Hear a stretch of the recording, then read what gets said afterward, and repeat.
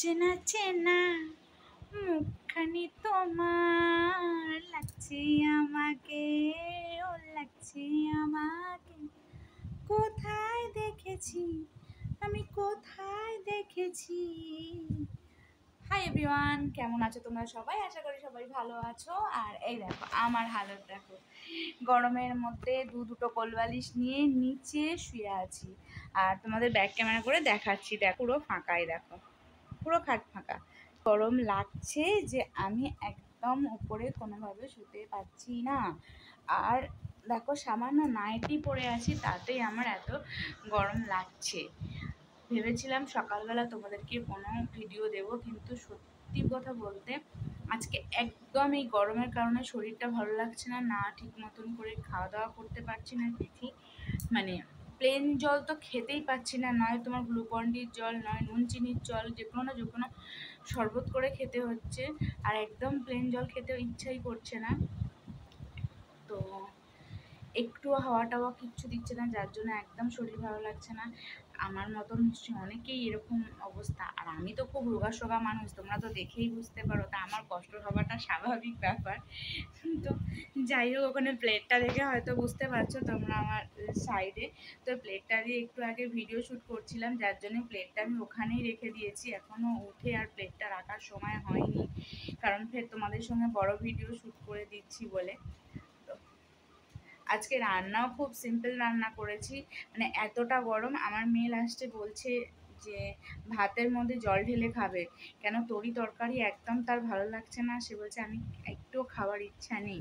জানি না আমি রাত্রে আবার কি রান্না টান্না করতে হয় দেখি, কেন প্রত্যেক দিন তো আর ভাতে জল ঢেলে খাওয়াটা ঠিক না।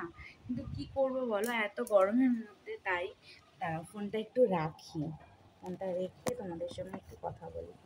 তো হাতের মধ্যে না ক্যামেরা ধরলে ঠিকভাবে কথা বলা যায় না।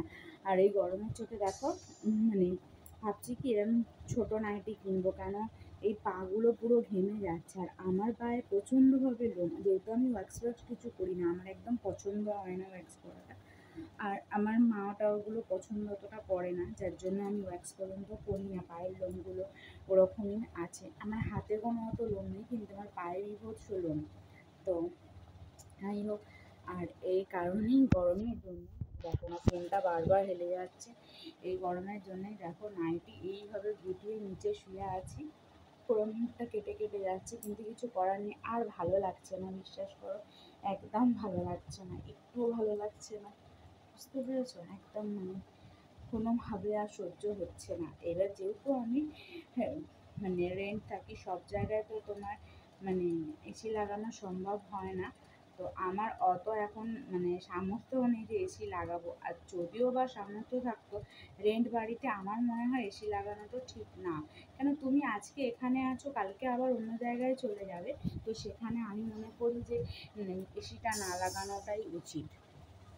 তোমরা কতটা কি মনে করো? অনেকেই আছে রেন্ট বাড়িতে এসি লাগায়, তারপরে কি বলতো, অনেক বাড়িওয়ালা আছে আপত্তি করে, তাদের ড্রিল হচ্ছে ঘর, মানে ড্রিল করে ফুটো হয়ে যাচ্ছে, অনেক রকম সমস্যা হয়।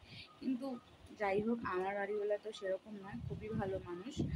তাও আমি সামর্থ্য হলেও আমি হয়তো রেন্ট বাড়িতে লাগাবো না। যতই বলো নিজের বাড়ি যতটা একটা মানে হয়, রেন্ট বাড়ি সেরকম হয় না। আজকে তুমি এখানে আছো, হয়তো বাড়িওয়ালা কোনো রকম কিছুই হয়তো বলবে না, তোমার হয়তো বলবে যে না আমার রুমটা ছেড়ে দিল, তখন তোমার মনটা ঠিক খারাপ হয়ে যাবে।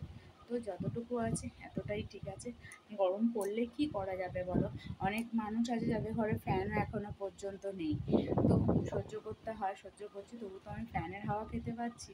তো চলো আজকে এইটুকুই, সবাই ভালো থেকো, সুস্থ থেকো। আর কি বলবো বলো, আমার এইটুকুই তোমাদের সামনে বক বক করার ছিল, বক বক করে দিলাম। আর এই দেখো আমার অবস্থা, আমার হালত এইরকম। তো চলো টাটা, বাই বাই। ভিডিওটা যদি ভালো লেগে থাকে তাহলে অবশ্যই আমার চ্যানেলটাকে সাবস্ক্রাইব করবে, যারা আমার চ্যানেলে নতুন অবশ্যই কমেন্ট করে জানাবে, লাইক করে দেবে, আর আমার চ্যানেলটা শেয়ার করে দেবে। তো চলো tata, bye bye, love you all.